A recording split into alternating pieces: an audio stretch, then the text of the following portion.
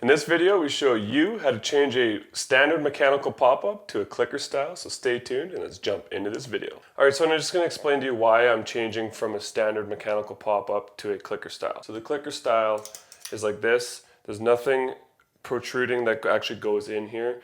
Right now my sink is actually, when I turn the hot water on, it starts to back up. When I drain just cold water, it seems to drain properly. But if I'm using straight hot water when I'm like shaving and I'm trying to just like wash the hair down the drain, all that hair has been catching up over time on that little rod, the pop-up rod that goes inside the mechanical pop-up. So it's creating a kind of a clog sort of type thing. There's a bunch of hair clogging up in there and my drain is not draining properly. I've used vinegar baking soda before. I've done the chase with vinegar baking soda. It's kind of a temporary fix. It works, but it's kind of difficult it's harder to go underneath, pull the thing apart and fix it. So this is kind of more of a better fix. It's a long-term fix. This thing comes off nice and easy. You can pull the whole thing out, get in there and pull your hair out. It's a lot better. So we're going to show you how to do that. All right, so now I'm just going to show you a couple tools that we're going to use to do this job. You don't actually need a lot, so we'll just do a quick overview of what we're going to use and we'll jump right into it. All right, so very important, we need some pliers. These are probably one of the most important parts. We're going to need these to undo everything. Silicone gun to seal anything underneath, and underneath we'll kind of explain to you why we're using this, where we use the silicone, but you definitely want to have some silicone. Paper towel to clean up some water, any messes. When you pull the old one apart, there's going to be some mess. Also with that, we're going to put a bowl underneath the P-trap to catch the water. Going to want some gloves, and I guess most important of all, we're going to need ourselves a clicker style pop-up. This one is actually a Real Bell brand. I'll do my best to link something in the description below. I don't know if Real Bell is on Amazon, but we'll find one that's kind of similar that we recommend and we know will work well for you. But this style here is one of our favorites. Real Bell, it is a really good brand. All right, so now that we're under the sink here, I've done my best to try to give you the best visual. I'm over here. It's not how I would normally do this, but I'm just trying to show you the best way so you can see what I'm doing. Normally, most people are going to need to use a pair of pliers on here. I don't have the best angle to grab pliers, so I'm just going to do it by hand. You can generally actually do P-traps by hand, a union P-trap. There's going to be water in here, so this is what the bowl's for. Now that the union P-trap's undone, I'm going to undo the trap adapter up here. And this I'm going to do by hand too. Again, we got the bowl here to help us out. I'm going to pull it down, and there's probably going to be a bunch of hair in here. Maybe, maybe not, but I'm thinking there might be. Yes, sirree, Bobby. Disgusting. So put that aside. Okay, so now that we got the P-trap out, I'm going to do this mechanical pop-up here. I'm going to unscrew this little nut here. Pull it out. And there's a little locking pin thing here. You just kind of pinch it and pull this rod out and get rid of this. And then some of them are different. This one, they're all going to have some sort of nut up here that you got to unscrew and then pull this part out. Some are going to be like this, some are going to have different styles. I don't think I can get that with my fingers, so I'll grab I have actually some smaller channel locks. I didn't show these in the tools because if you don't have them, you don't have to. You can use the bigger ones if you need to. But you just really need to loosen it. You can use a crescent wrench there if you need to too. Pull that down. And now this rod is just loose. And we'll show you what we're going to do with that later. We're actually just going to leave it there. Okay, so we're going to unscrew the drain portion part now. There's lots of different styles. This style, you just unscrew this and then just kind of wiggle this and push it up. And then we're going to go up top and unscrew the actual piece from up top and then pull it all apart. All right, so I'm going to be unscrewing from up above here. You may need a pair of pliers to do this from up here. Right now it's loose enough I can do it by hand. I'm also holding the bottom part with my right hand, and I'm just making sure it's not spinning at the bottom underneath. And we're just unscrewing this part from above,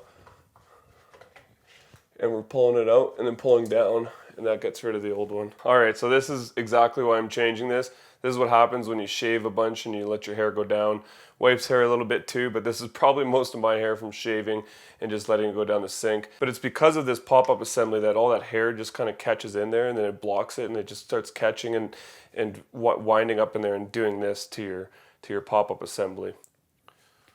And then one thing you want to make sure you do is keep this nut, this trap adapter nut, because we're actually going to be reusing this. So I'm just going to slide this off. All right, so there's going to be some leftover silicone inside of this portion of the sink. We're going to want to scrape that off so that when we put the new one in, we can properly seal everything.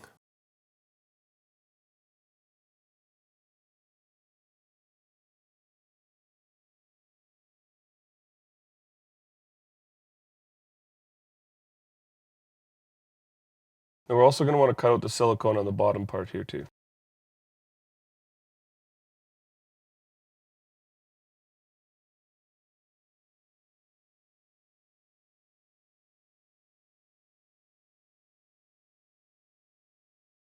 All right, so now we're going to get into siliconing the top portion of where the drain sits into the sink. So I always like to do silicone. Some people use putty, some people use the black gasket that comes with it. But the problem with the black gasket is it makes it sit above the sink and then it doesn't properly drain. So we always use silicone. And we like to use translucent silicone or clear, but preferably translucent. And you want to make sure you use a decent amount of silicone, enough that when you push it down, it spews out of the drain piece here. Because if it doesn't and you don't have enough silicone there, when you go to lock this clicker, water can, when you're trying to fill your sink, water could potentially leak down past there. All right, so now we're going to drop this portion down into the sink. And I like to just give it a little twist to make sure we got some silicone spewing out here so that we know that it's making that proper seal. Okay, so now we're going to put this nut part on and this is what's going to, this is where we need to make sure we tighten it enough to make sure that nothing leaks. So you got your nut here, your gasket, and this is just like a little washer, so nothing it just helps it tighten it up better. So we got the gasket going up first, it'll go onto here, and then the washer, and then the nut to tighten everything up. Okay, so what I like to do here is I like to actually have my right hand underneath and my left hand above, holding the drain down from up above so that I can slide my washer on, because they're pretty snug fit. And I don't push it all the way up. I push it just a little bit, maybe 1/4 inch, we leave 1/8 inch, whatever. Just enough I like to put silicone in here before I start tightening. So usually what I'll do is I'll just start spewing my silicone, and I'll actually just spin this. And then it gets silicone on the threads in there, and it gets it all over, and we get a nice even amount of silicone around. Just keep spinning, and then that's plenty of silicone. So same thing, I'll keep one hand above here while I'm putting the nut on. We got the washer and the nut. Always like to kind of start backwards so we don't cross thread, and then I just start spinning. So I'll just get it hand tight here, and then I'll use my pliers. Okay, so now we're going to tighten this guy up. Got our pliers here, I've set it to the right size. We just need to grab the nut, make sure you're not grabbing this portion of the drain. And the nice thing about these is you don't really need to back anything up. I've only ever had it actually happen to me once where the whole drain assembly starts spinning. But you should be able to physically just grab the nut and start tightening it. Just make sure every time you change your position, you're only on the nut and not on the drain, or else you will be spinning the drain. Okay, so we want to make sure this is actually fairly snug. If you have any leaks, you can actually go a little bit tighter later, but you want to make sure you're nice and snug and tight here. All right, so I don't like to leave my silicone spewing out, so I always like to take that rag, do a nice wipe job, make everything look nice and clean and professional. All right, so here's a little power tip of the day. This is how I like to do it. A lot of guys I see, they just Teflon tape it like this, and then you see that. Some guys will cut it, they'll actually physically cut that off. Most guys actually just leave it, and then to me it doesn't look nice. I realize it's all hidden under the cabinet, nobody's ever looking, but I'm looking and I know it doesn't look good. So what I do is I take my Teflon and I only have it on the threads. That's it. I'll usually only do like 2 wraps here. You don't need a ton. You just want to make sure you're making that seal. But I'll do 1, and I'm pulling a decent amount of tension, just enough to not rip the tape. I'll do 2 wraps, and then I grab my thumb here and I just pull it off. And then what I do next is actually I just pop it out in here, and voila. Alright, so now we're going to screw this guy right into here. So this is our tailpiece. And again, you could use silicone here, you can use tape, you can use, well, those are kind of the two things, but usually we just use tape. It's the easiest thing to do.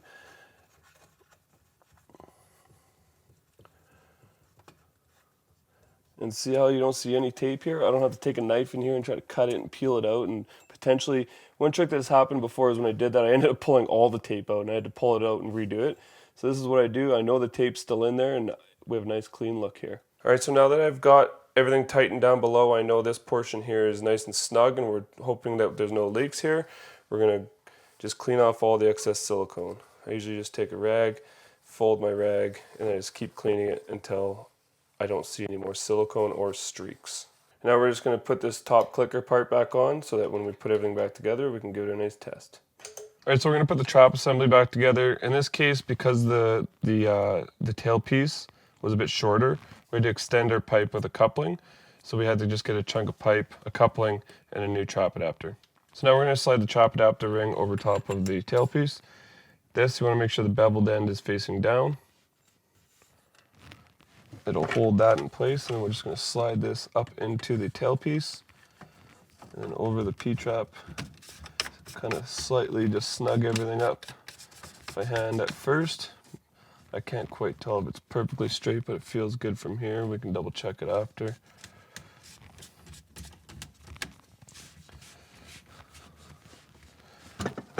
In this case, when I'm tightening with a big pair of pliers, I just go to the biggest setting. We are doing plastic, so it doesn't need to be super tight. So I just kind of, I get it hand tight and then just snug it up after that. Same thing with the trap adapter. Sometimes I don't even use my wrenches on here, but you can snug it up by hand and then just, you're better off going just a little snug. If you have leaks, tighten it after, because if you over tighten, you can snap these unions and then you're screwed and you have to replace them.